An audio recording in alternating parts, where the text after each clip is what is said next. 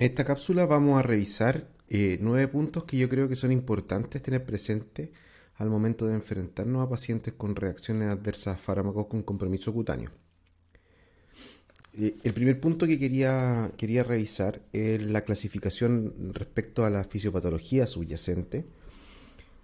La gran mayoría de las reacciones adversas a fármacos en general, no hablando exclusivamente de las que tengan compromiso cutáneo, van a ser clasificables en dos tipos. El tipo A, que corresponde a aquellas reacciones eh, que son las más frecuentes y que son aquellas que son predecibles y que dependen de los efectos farmacocinéticos y farmacodinámicos de los medicamentos causales.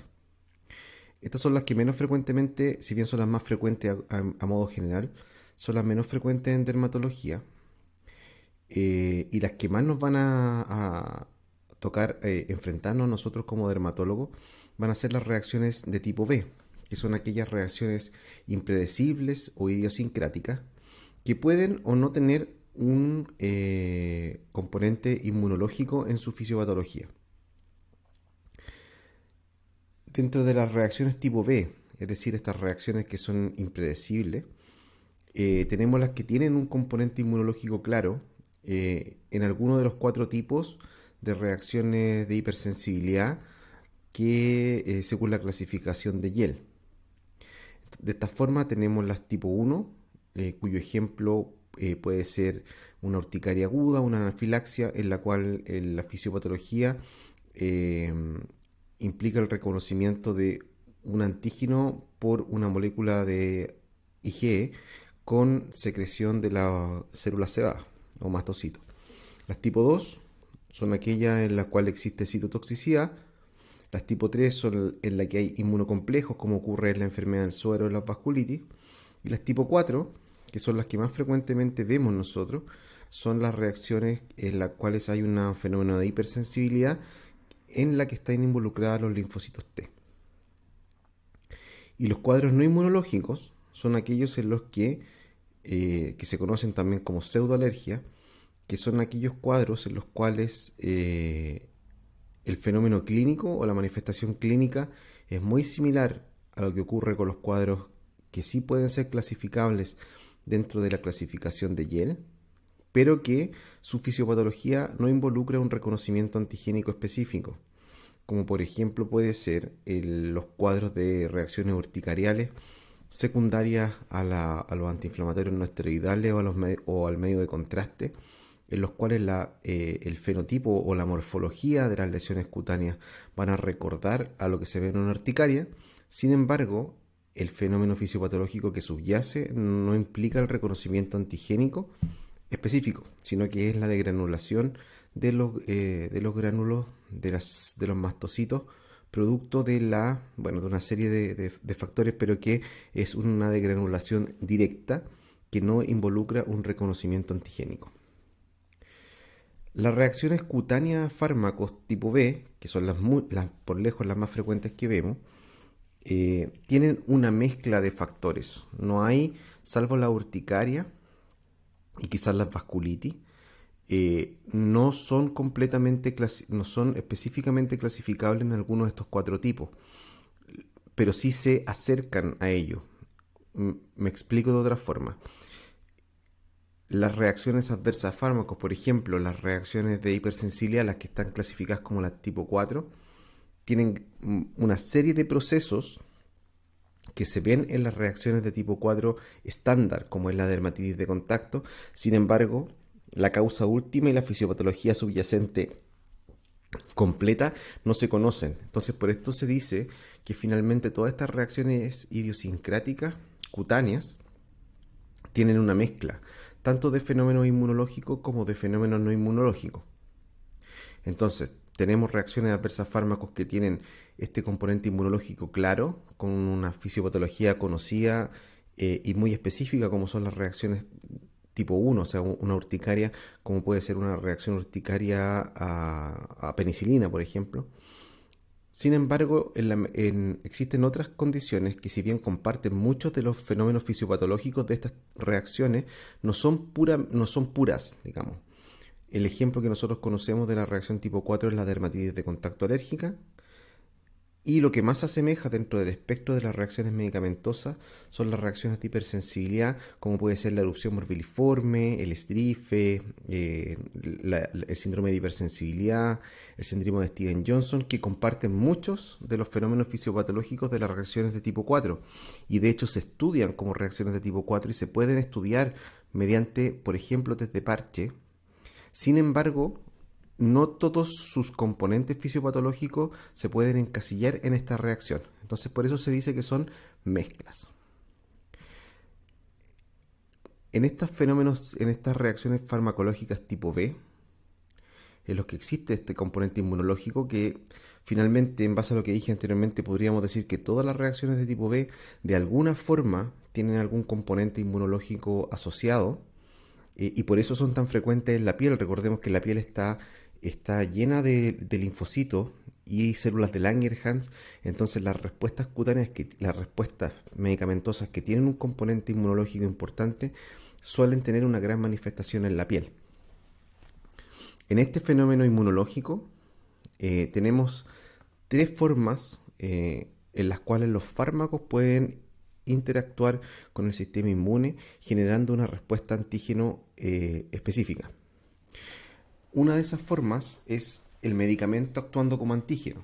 Esto no es lo habitual, puesto que los medicamentos que se utilizan en medicina tienen pesos moleculares muy pequeños, no son moléculas complejas, entonces no interactúan de modo directo como antígeno, sino que más bien lo que hacen es que aptenizan moléculas, o sea, se unen de forma covalente a otras moléculas como pueden ser proteínas o elementos de las membranas celulares, modificando estos elementos a los cuales se unen, y este conjunto de molécula carrier más el apteno, que es el medicamento, es reconocido por el sistema inmunológico y monta una respuesta inmune contra este complejo carrier o transportador más apteno.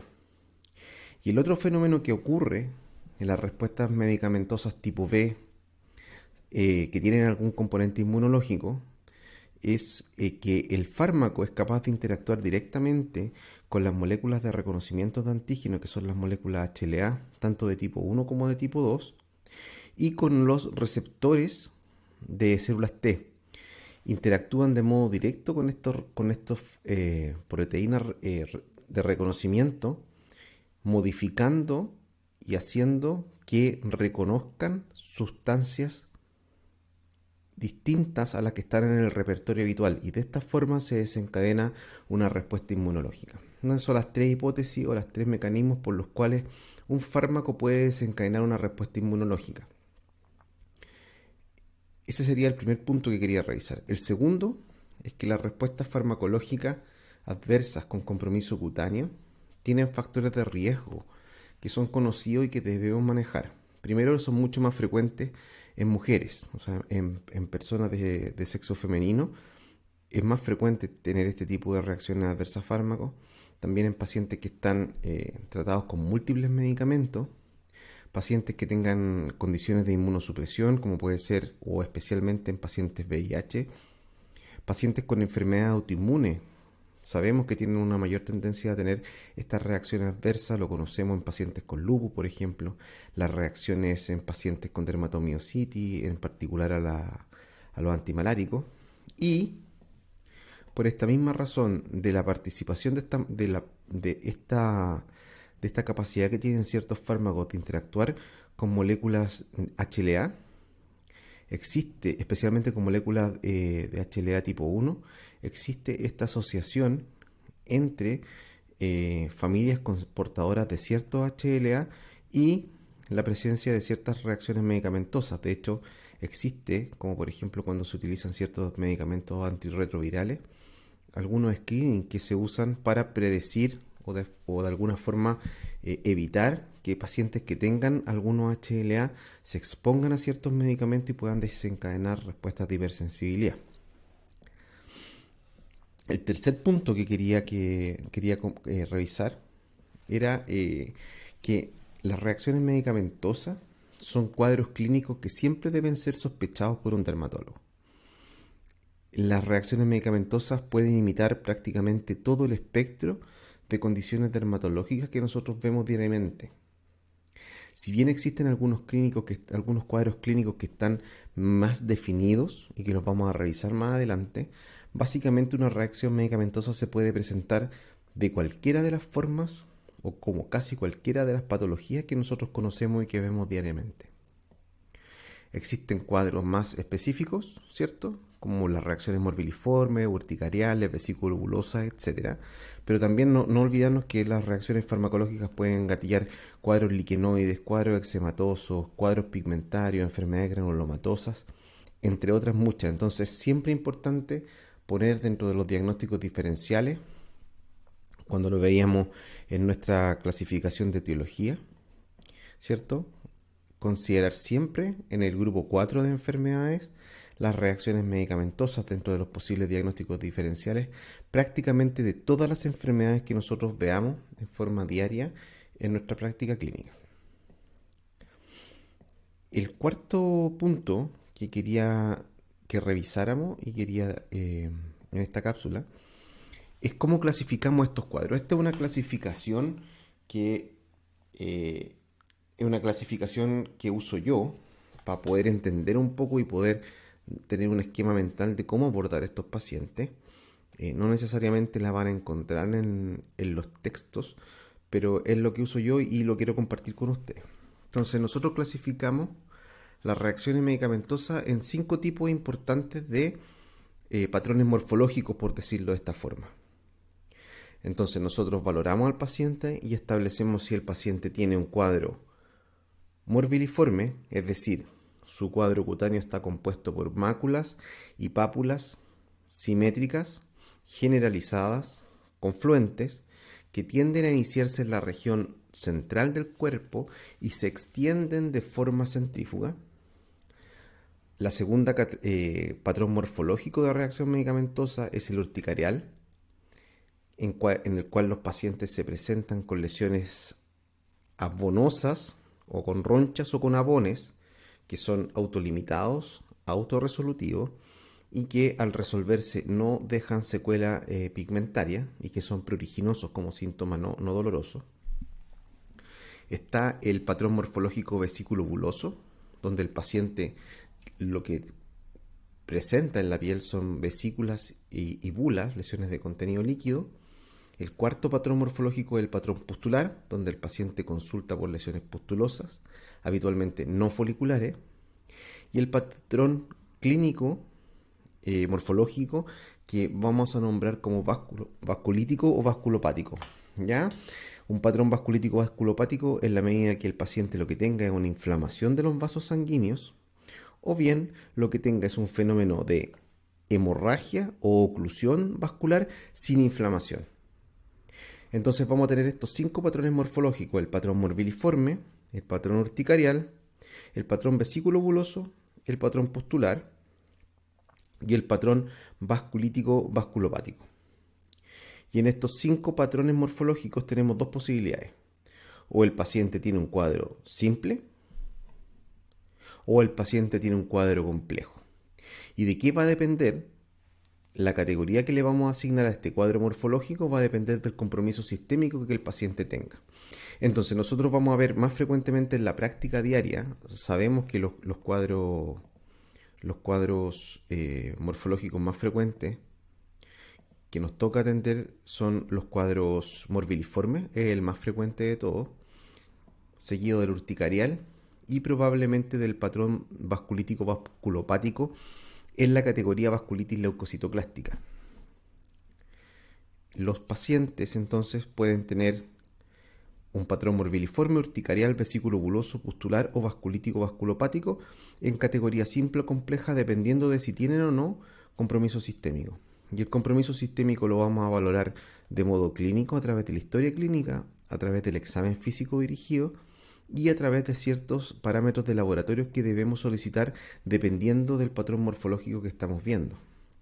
Entonces, dentro de los antecedentes clínicos va a ser muy importante para poder clasificar un cuadro como simple o complejo, confirmar o descartar la presencia de dolor cutáneo. Normalmente las lesiones cutáneas en respuesta a fármacos tienden a ser pruriginosas y ese es un síntoma de reacción simple.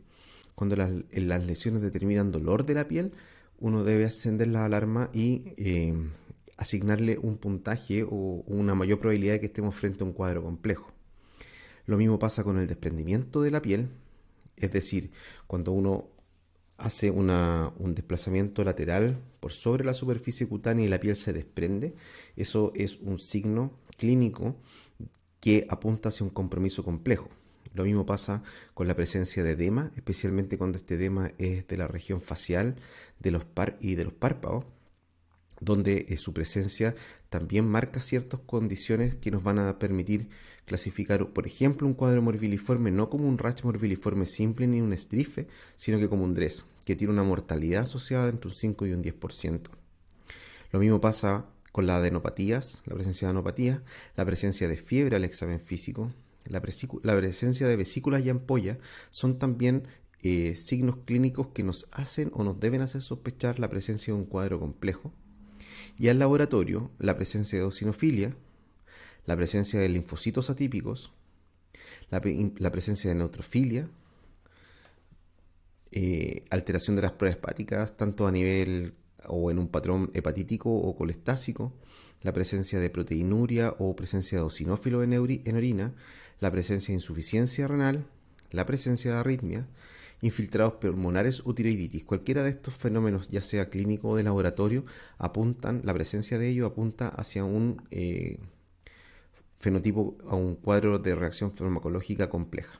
Entonces, volviendo a los fenotipos clínicos morfológicos, dentro del patrón morbiliforme, el simple tiene dos posibilidades diagnósticas. El rash morbiliforme típico, ¿cierto? Simple, que es el más frecuente, lo que vemos todos los días, especialmente en pacientes hospitalizados.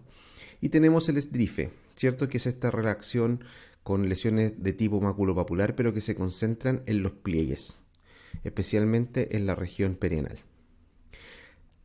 En un paciente que tiene una reacción de tipo morbiliforme, es decir, con máculas y pápula, pero que tenga compromiso sistémico según la valoración clínica o de laboratorio, entonces nosotros tenemos que plantear un DRESS, que es la reacción compleja que comparte el fenotipo morbiliforme. Ahora, cuando nosotros vamos a observar las reacciones urticariales, en la manifestación simple tenemos la urticaria aguda, ¿cierto? Las reacciones medicamentosas se manifiestan como urticaria aguda, mucho más frecuente que como urticaria crónica, y son cuadros que no tienen criterios de complejidad, ¿cierto? Criterios clínicos de laboratorio. Cuando un paciente con un cuadro urticarial cumple con ciertos criterios de complejidad, nosotros tenemos que pensar en tres cuadros que comparten un fenotipo de urticaria, pero que no son urticarias, sino que son enfermedades distintas, que tienen el mismo fenotipo, pero tienen un compromiso sistémico y eventualmente una mortalidad asociada. Una enfermedad compleja en este fenómeno urticarial es la enfermedad del suero. El otro es la enfermedad del suero, una enfermedad que simula la enfermedad del suero, y la anafilaxia. Recordando que la anafilaxia es un cuadro que tiene una mortalidad de un 5%. Dentro del patrón vesículo-buloso tenemos las reacciones. Dijimos que la presencia de vesícula y bula en una reacción medicamentosa ya es en sí mismo un signo de alarma. Si nosotros tenemos un paciente que en el contexto de consumo de medicamento presenta vesícula y bula, nosotros debemos estar siempre pensando de que ese paciente tiene un compromiso complejo, eventualmente con riesgo de mortalidad asociado al cuadro. Sin embargo, también existen erupciones, condiciones clínicas simples dentro de este fenotipo vesículo-buloso, como es la erupción fija, que cuando es múltiple, ¿cierto? Tenemos estas lesiones múltiples que se diseminan en el cuerpo, a veces pueden simular y se nos puede prestar, quizás no a los dermatólogos, pero sí a otras especialidades, y se les confunde con síndrome de Stevens-Johnson o necrosis epidérmica tóxica. Está la pseudoporfiria, ¿cierto? Como enfermedad vesículo-bulosa dentro del espectro de las condiciones simples.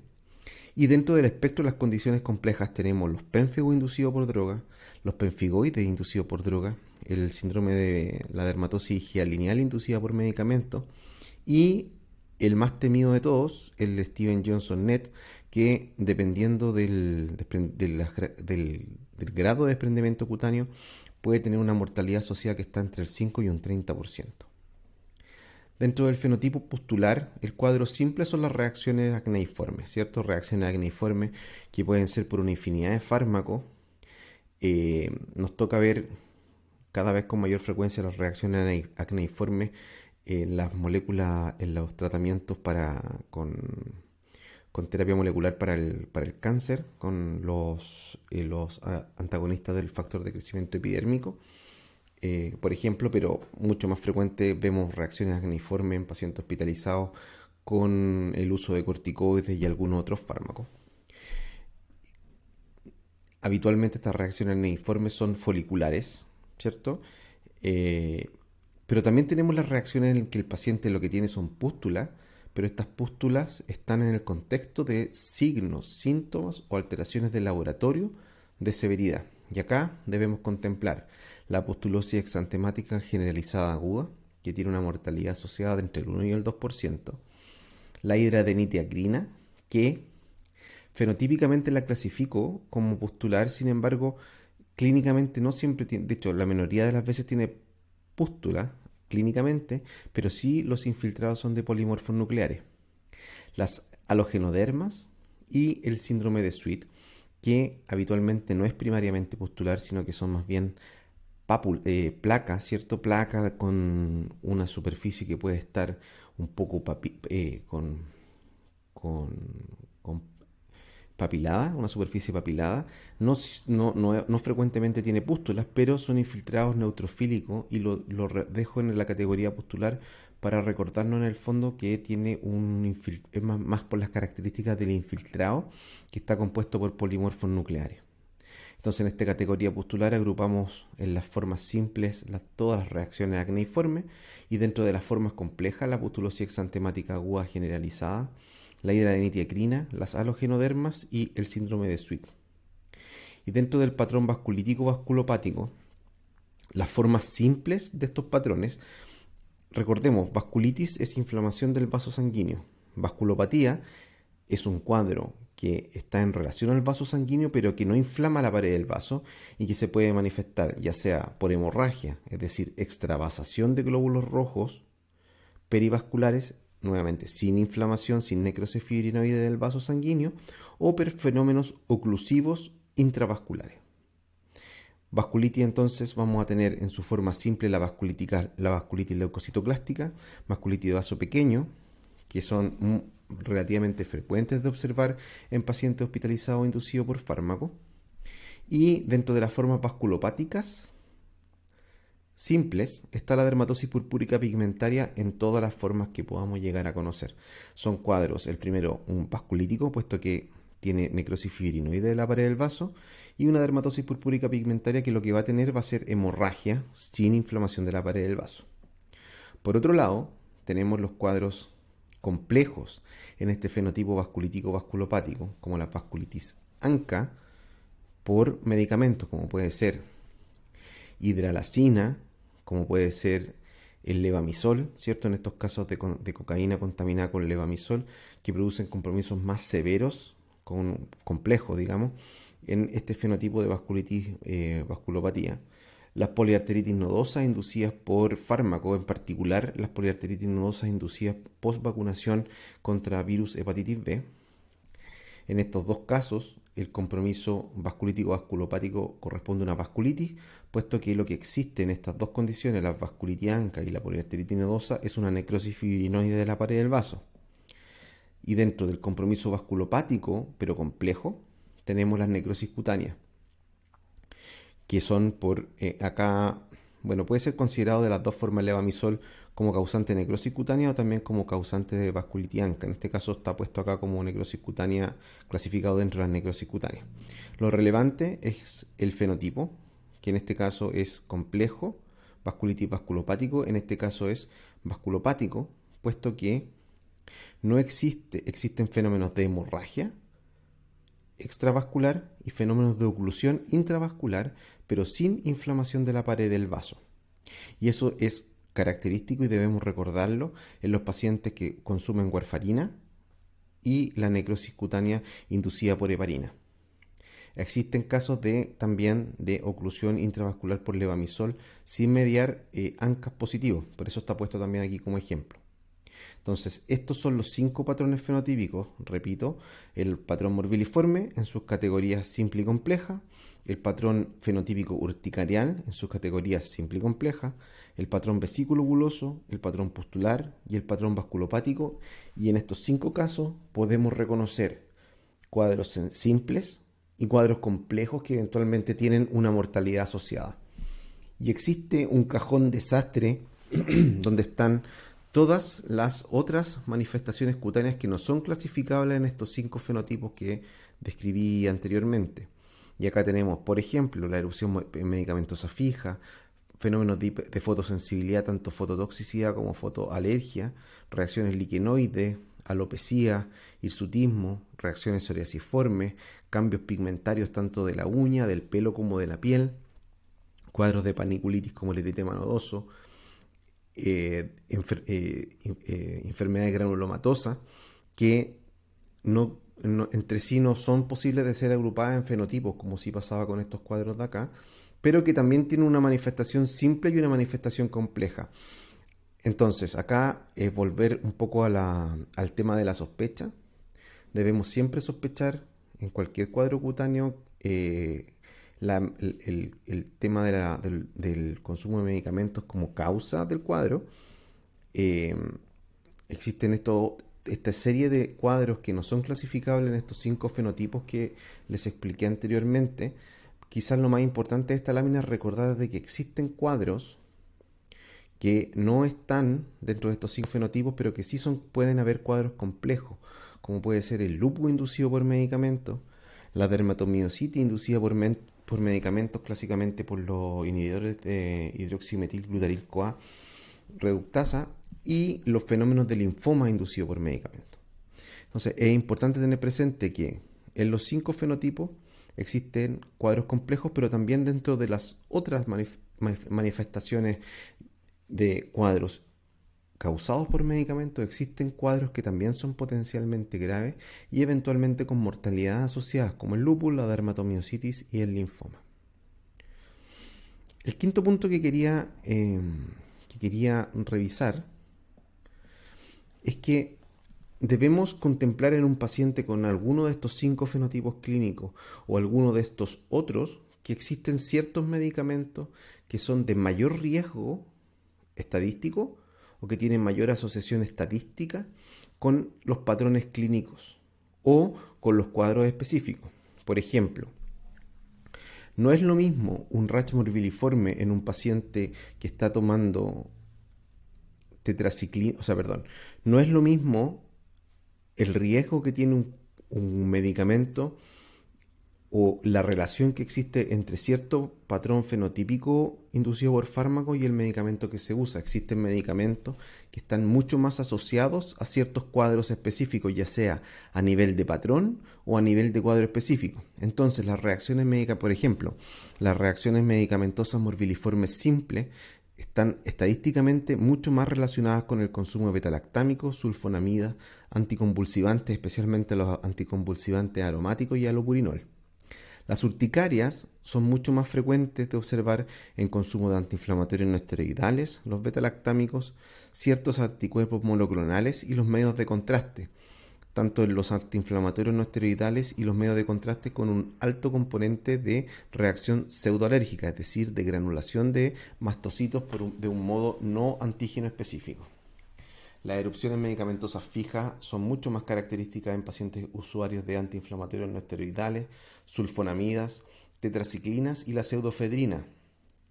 La pustulosis exantemática es mucho más frecuente en pacientes que consumen betalactámicos, macrólidos e inhibidores de canales de calcio.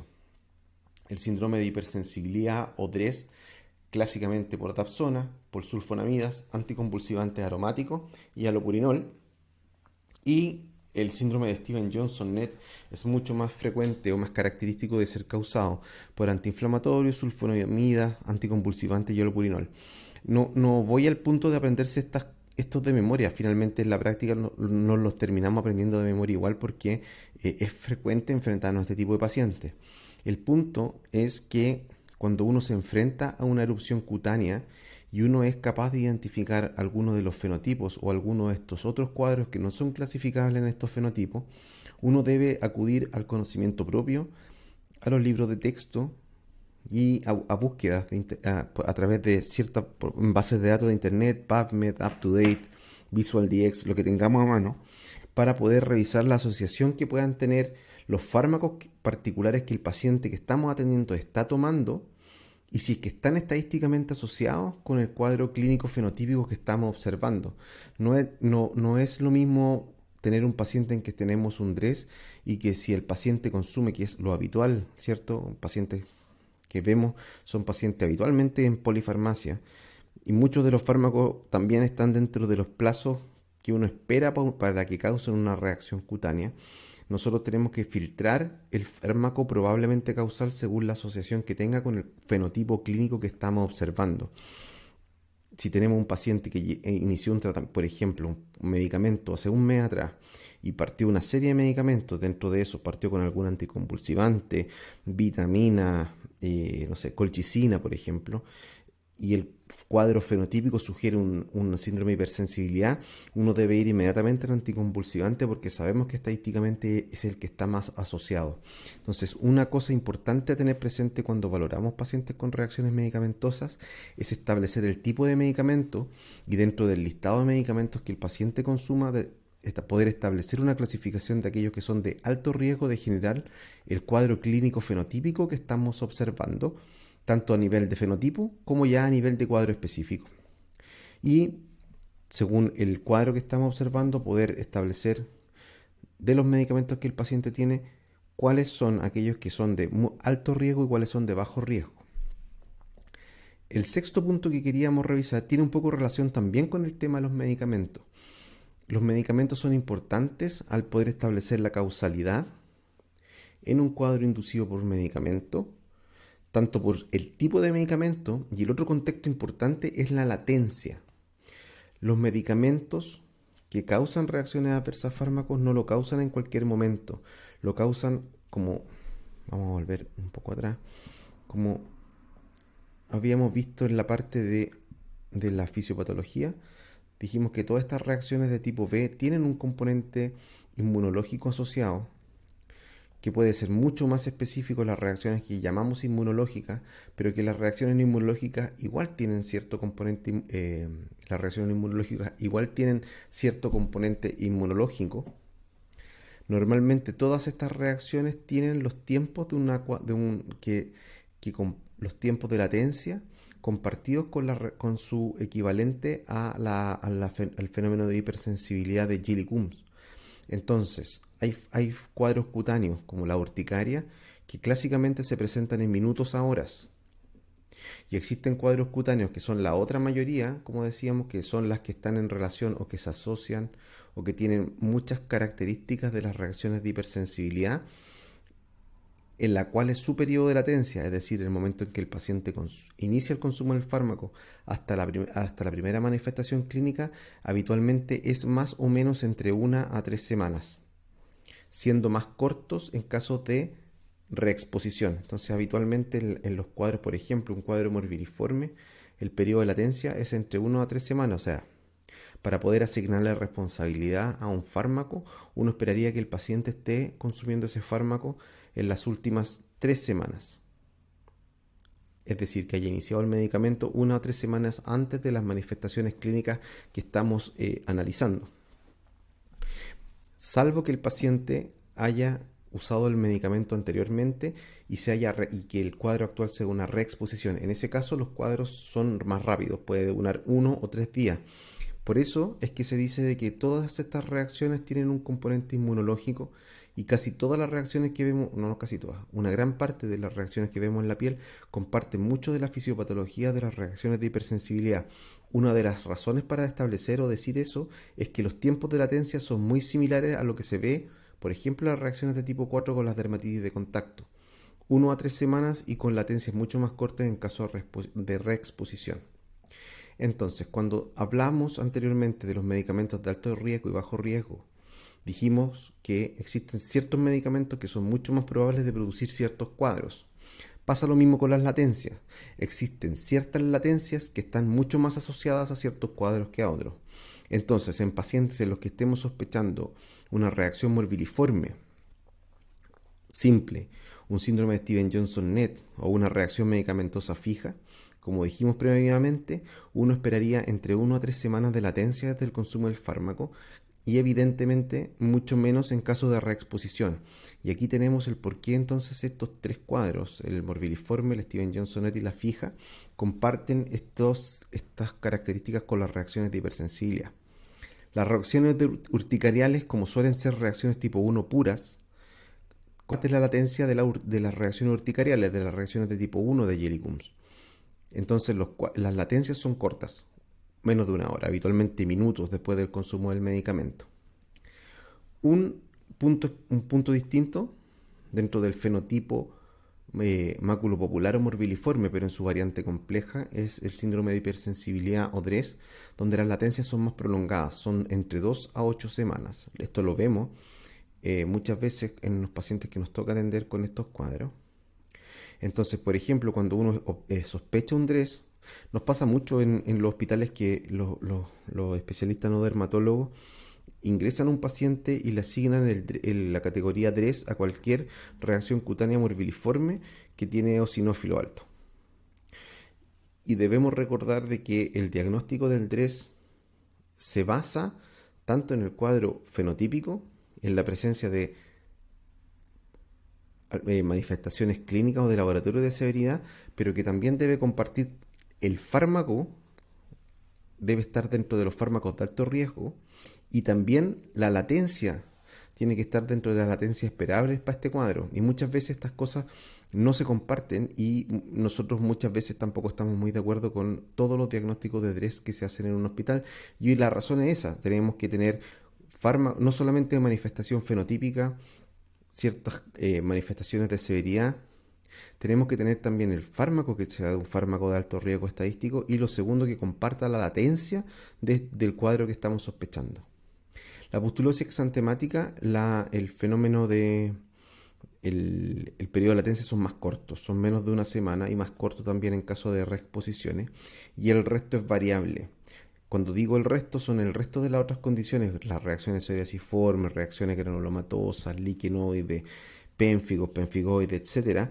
La reacción, los tiempos en relación al inicio del consumo del fármaco son variables, uno lo debiese sospechar en cualquier paciente que tenga alguna reacción cutánea y el medicamento lo haya iniciado hasta 6 meses o hasta 1 año desde el inicio de las primeras manifestaciones, dependiendo del fenotipo que estamos analizando. Entonces, esto era respecto al sexto punto que les quería compartir.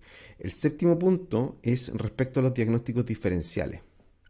Tenemos entonces, si uno va siguiendo en la secuencia de eventos, evaluamos al paciente, establecemos que el paciente tiene un fenotipo específico, tratamos de establecer si ese fenotipo está dentro del contexto de un cuadro simple o un cuadro complejo, establecemos la presunta responsabilidad farmacológica del cuadro, dependiendo de si el paciente toma un medicamento que esté dentro del perfil de alto riesgo para el fenotipo que estamos observando y que las latencias están dentro del cuadro.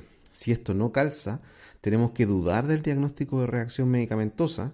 O sea, si estamos viendo un paciente con una reacción del tipo urticarial, por ejemplo, o vesículo bulosa, pero el paciente la verdad no está tomando ningún medicamento que sea de alto riesgo para producirlo y ha introducido ciertos medicamentos, pero estos medicamentos no están en las latencias esperables, nosotros debemos pasar al paso del diagnóstico diferencial y establecer el diagnóstico diferencial, que suele ser muy amplio para cada uno de estos 5 patrones fenotipos que hemos conversado.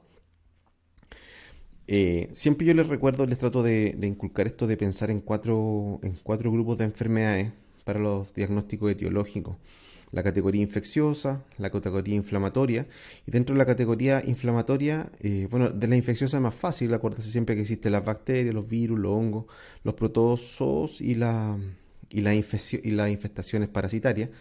Dentro de los cuadros inflamatorios están las parejas, ¿cierto? Tenemos la pareja de enfermedad de papuloescamosa y eczematosa, las eritemas, que incluyen los eritemas morbilliformes, las urticarias, los eritemas figurados y los eritemas targetoides, que van emparejados con las vasculitis y las enfermedades autoinmunes, tanto del tejido conectivo como las autoinmunes bulosas. Los tumores en la categoría 4, tanto benignos como malignos, y los cuadros también paraneoplásicos. Y el grupo 4, que es el grupo que agrupa las enfermedades genéticas del desarrollo, las enfermedades metabólicas, tóxicas y traumáticas. Y dentro de esto están las reacciones medicamentosas. Entonces, cuando nosotros vemos un paciente con un fenotipo morbiliforme, pero la verdad es que no está consumiendo medicamentos o consume medicamentos que no son de alto riesgo o las latencias no nos calzan, debemos establecer los diagnósticos diferenciales. Entonces, en el grupo 1 de las reacciones las enfermedades que están dentro del grupo 1 que constituyen diagnóstico diferencial de un rash morbiliforme son las toxicodermias bacterianas, como puede ser el shock tóxico, la escarlatina, los exantemas virales. Algunas enfermedades inflamatorias se pueden ver también simulando cuadros morbiliformes, especialmente ciertos tipos de lupus, algunos tipos o algunas manifestaciones clínicas de la dermatomiositis, la enfermedad de Still y la enfermedad de Kawasaki, y también ciertos linfomas y la enfermedad de injerto contra huésped pueden simular cuadros morbiliformes. En el caso de las urticarias, tenemos que acordarnos siempre que existen las urticarias como manifestación clínica de una enfermedad infecciosa subyacente. Tenemos también todos los eritemas, y dijimos cuando hablamos del eritema como una de las categorías de las enfermedades inflamatorias, que incluyen las urticarias, pero que también incluyen los eritemas morbiliformes, los eritemas figurados y los eritemas tarietoides, como el eritema multiforme. Entonces, en los cuadros urticariales debemos sospechar como diagnóstico diferencial las urticarias posinfecciosas, los eritemas, los cuadros urticariformes, que no son propiamente urticarias, que se ven en las enfermedades autoinflamatorias y las vasculitis, y los prurigos dentro del grupo 4 de insultos tóxico-metabólicos. En el caso de las enfermedades vesículo-bulosas, el diagnóstico diferencial es muy amplio, sobre todo en las enfermedades infecciosas. Tenemos la piel escaldada, el eritema multiforme, el RIME, el shock tóxico, la coagulación intravascular diseminada y todas las posibles causas de esto, varicela, síndrome, zóster diseminado y el eczema herpético. Y acordarnos que dentro de las vasículo-bulosas también tenemos diagnóstico diferencial en el grupo 4 que incluye las reacciones medicamentosas. Hay muchas veces que las enfermedades vesículo-bulosas simulan, o puede ser un DRES que esté simulando una reacción vesículo-bulosa.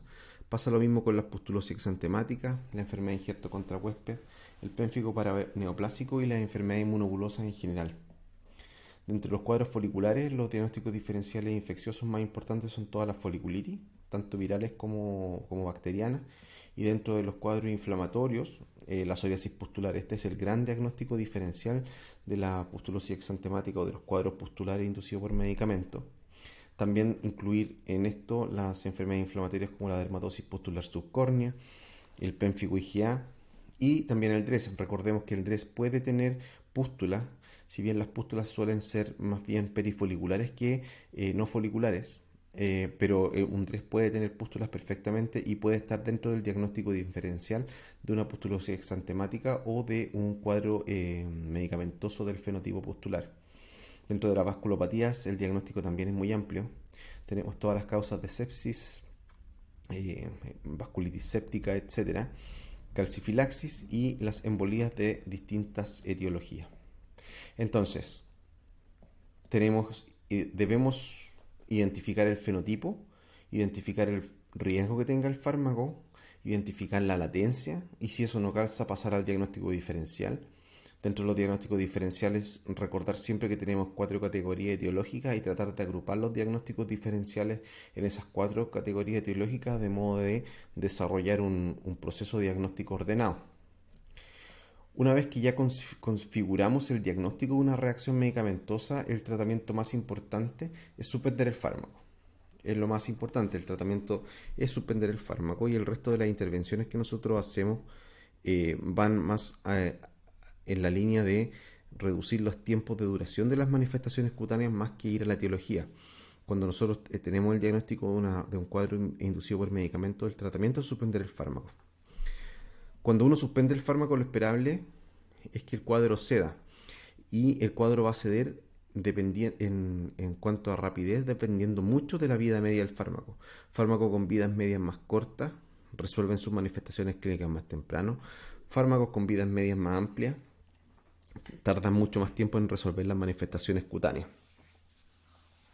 Acá hay una excepción importante que hay que tenerlo presente, que en el síndrome de hipersensibilidad o DRESS, uno debe darle un seguimiento a estos pacientes por un año, puesto que el cuadro, si bien es medicamentoso y uno debe suspender el medicamento, aún habiendo suspendido el medicamento, existen oscilaciones en la actividad de la enfermedad que son independientes de si el paciente está o no está consumiendo el medicamento nuevamente. Entonces, esto trae dos repercusiones. La primera, que debemos darle un seguimiento a estos pacientes, tanto clínico como de laboratorios, hasta un año después del evento. Y segundo, que el tratamiento antiinflamatorio que utilicemos debe ser extendido durante al menos 3 meses. O sea, estos son pacientes que no le damos corticoides por poquitos días, les damos corticoides por mucho tiempo, varios meses, y los vamos siguiendo, puesto que sabemos que el hecho de suspender el fármaco, a diferencia de lo que sucede con los otros cuadros inducidos por fármaco, este en particular tiene periodos oscilatorios en los cuales existen picos de actividad independiente de que el paciente no se haya vuelto a exponer al fármaco causal. Y por otro lado existen aquellas reacciones que están dentro de los grupos del grupo otros y del grupo vesículo ampollar, que en el cuadro clínico puede ser inducido por fármacos o gatillado por fármacos, pero que el hecho de suspender el medicamento no necesariamente determine que el paciente mejore. Y en esos casos estos pacientes quedan con un cuadro crónico y que debe ser tratado de acuerdo al fenotipo que se está observando. Y aquí están las reacciones liquenoides, las reacciones fotolérgicas, los pénfigos, algunos penfigoides, lupus subagudo, es decir, los cuadros clínicos se gatillan por medicamento, pero el hecho de suspender el fármaco no implica que el paciente mejore, sino que ya el paciente inicia una enfermedad que se cronifica y que va a requerir un tratamiento independiente de haber suspendido o no el fármaco. Entonces, lo más obvio en una reacción medicamentosa es suspender el fármaco. Sin embargo, cuando tenemos reacciones medicamentosas que son simples, como puede ser un rash morbiliforme, una erupción morbiliforme, en la que no hay signos ni síntomas ni hallazgos de laboratorio que sugieran complejidad y el fármaco causal sea de alta necesidad para el paciente, uno puede tener la conducta de no suspender el fármaco, sino que tratar de forma sintomática al paciente, continuar el medicamento y observar la evolución. Acá existe una duda que hemos tenido siempre, que es qué pasa cuando nosotros tenemos un rash morbiliforme, que es el escenario más frecuente en las que nos enfrentamos a esta conducta, en las cuales decidimos suspender el fármaco, continuar el fármaco, y observar la evolución, y si ocurre o no ocurre una transformación del cuadro hacia un cuadro complejo como puede ser un DRESS, una pustulosis o lo más temido un síndrome de Stevens-Johnson-Nett. Y la respuesta a esta pregunta probablemente es que no. O sea, los pacientes no van a evolucionar un cuadro más complejo. Los cuadros, al parecer, más complejos son desde un principio más complejos, fisiopatológicamente hablando. No es que se transformen de un cuadro simple a un cuadro complejo. Y lo que sí pasa, y que sí nos ha tocado ver en los pacientes que atendemos en contexto hospitalario, es que los pacientes continúan y si es que el medicamento no se suspende, y los tratamientos sintomáticos que dejamos, que habitualmente son corticoides y antihistamínicos, no son suficientes, el paciente progresa eventualmente a una eritrodermia. La otra alternativa es desensibilizar al paciente. La desensibilización es un tratamiento, una intervención terapéutica que se utiliza fundamentalmente para las reacciones de tipo 1, o sea, para las urticarias. Se utiliza mucho por los inmunólogos para desensibilizar, por ejemplo, al veneno de ciertos artrópodos, mordeduras de abeja, etc. Pero sí también se utiliza, pese a que fisiopatológicamente las reacciones morbiliformes, que también es el escenario más frecuente donde se hace esta conducta, no tienen una reacción de tipo 1 dentro de su fisiopatología, sí existen experiencias y se hace en la práctica el desensibilizar al paciente. Y esto es muy común, no es muy común, pero se ve hacer en pacientes que son portadores de VIH, que deben utilizar sulfonamida para la prevención de infecciones oportunistas, en los cuales se hacen estos esquemas de desensibilización que hacen los inmunólogos. Entonces, cuando tenemos un cuadro que no es complejo, es simple y el fármaco es de primera necesidad para el paciente, está la posibilidad de continuar el medicamento y observarlo, que el riesgo es la eritrodermia, no es la transformación a un cuadro más complejo y que está la posibilidad de desensibilizar. Eso debemos considerar la referencia a un inmunólogo para que nos ayude con esa conducta terapéutica. ¿Ya? Debemos considerar que cuando nosotros suspendemos un fármaco, se producen reacciones cruzadas. Entonces hay ciertos medicamentos que no se pueden usar, sobre todo cuando lo que gatilló el medicamento es un cuadro complejo. Los betalactámicos entre sí tienen reacciones cruzadas de más o menos un 10% dependiendo del fenotipo clínico. Pasa lo mismo con las sulfonamidas antibióticas, los anticonvulsivantes aromáticos y los antiinflamatorios no esteroidales. Entonces, dependiendo de la complejidad del cuadro del paciente, debiésemos no volver a utilizar medicamentos dentro del mismo grupo. Por ejemplo, si hemos tenido un paciente con un rash morbiliforme por betalactámico, un rash morbiliforme simple, uno eventualmente, si no hay otra alternativa, podría utilizar, si es que el cuadro inicial fue gatillado, por ejemplo, por amoxicilina, uno podría utilizar cefalosporina sabiendo que existe una posibilidad de reacción cruzada de un 10%. Ahora bien, si el cuadro que tuvo el paciente fue un cuadro complejo, no hay que volver a usar un fármaco que esté cruzado. Y ahí es importante que los clínicos sepamos cuáles son los fármacos las categorías farmacológicas que tienen reacción cruzada entre ellos. Los betalactámicos, las sulfonamidas, los aromáticos, anticonvulsivantes aromáticos, perdón, y los antiinflamatorios no esteroidales. Y respecto al tratamiento antiinflamatorio, va a depender también, ¿cierto?, del cuadro que estemos tratando. Va a depender de la complejidad del cuadro, de los síntomas del paciente y también va a depender del tipo específico de cuadro que estamos atendiendo. En general los tratamientos se utiliza de forma comúnmente de modo sintomático los antihistamínicos, los corticoides, sus formas tópica y sistémica. Esto en los cuadros como componente de hipersensibilidad, como las reacciones morbiliformes, en los cuadros de tipo 1, como la urticaria o la anafilaxia en su variante compleja, involucra el uso de antihistamínicos, corticoides y en el caso de la anafilaxia, obviamente adrenalina. Para los casos de síndrome de Stevens-Johnson-Net, el tratamiento de primera línea es la ciclosporina. Antiguamente se utilizaba mucho inmunoglobulina, actualmente lo que estamos usando es ciclosporina oral en caso de haber tolerancia oral, endovenosa si el paciente no tiene tolerancia oral, y en pacientes que no respondan las primeras horas al tratamiento con ciclosporina asociamos un fármaco anti-TNF, habitualmente etanercept.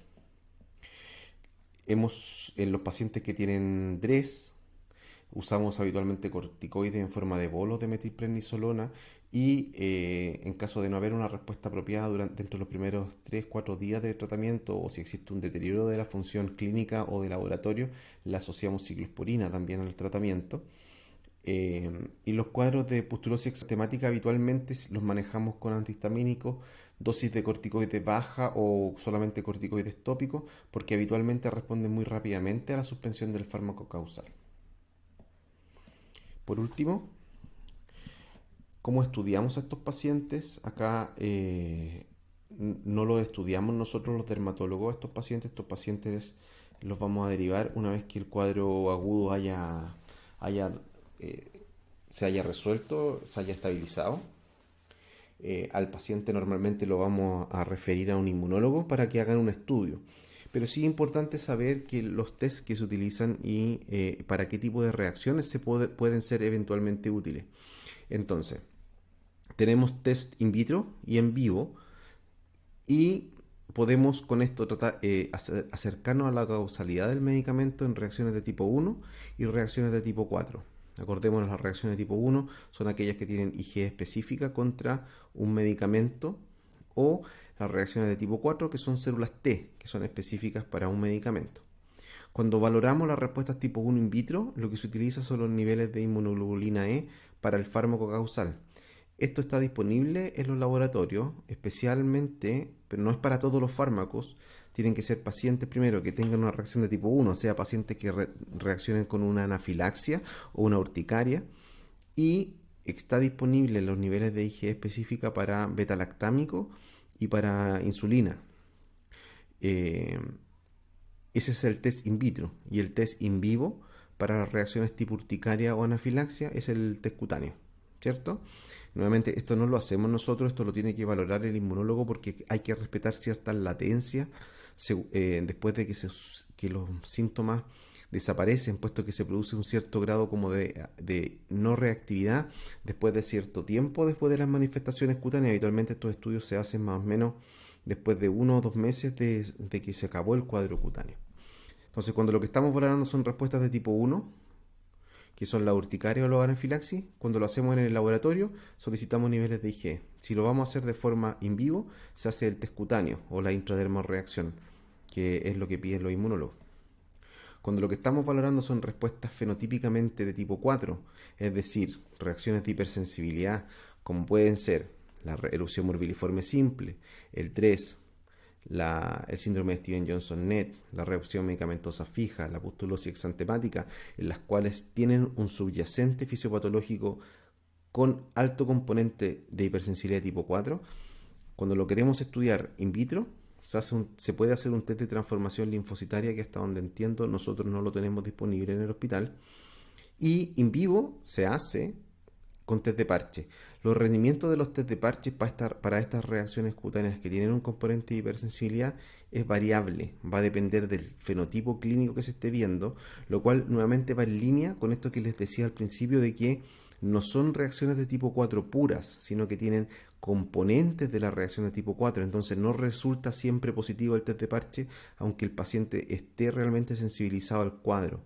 Por esa razón es altamente recomendable que este tipo de estudios lo hagan los inmunólogos que tienen mucha más experiencia que nosotros, tanto en la ejecución del estudio como en la interpretación de los resultados. El último estudio que se puede hacer, tanto para las reacciones de tipo 3, de tipo 4, perdón, y tipo 1, es la provocación. Y eso también lo hacen los inmunólogos cuando cuando es clínicamente necesario, justificable, y se suele reservar solamente para pacientes que no han desarrollado una reacción fenotípicamente compleja. It's up to us.